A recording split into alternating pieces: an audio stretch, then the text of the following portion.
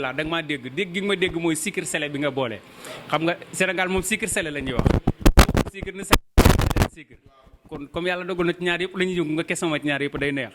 waaye waxuma la dara sax balaa may ñëw sax ci magasin yi boo demoon marché fi mu toll nii juróomi jimbo yi ñu la doon jaay ci 100 francs yokk nañ ko ci 150 wala 125 yokk bi moom fépp la fi mu toll nii soo ñëwee fii nag fi nga xam ne moom ci côté sucre la sucre bi moom mënatuñ ko sax gis donc contrôle ak bañ a contrôle ñoo ci yem wala kon bu ñuy contrôle nañ contrôle bu baax a baax a baax te damay ragal contrôle bi sax est-ce que du jóge ci seen bopp ñoom ba noppi jël ci magasin ñëw détail def ay kilo 600 kilo 500 kilo nangam mais moment bii ñu toll kilo suukar egg na 800 yaa mi loolu ko verse par jour su demee resaltal gars yi ca usine ba dana fa def 4 jours serveur bi chaque jour dana lekk 5000 francs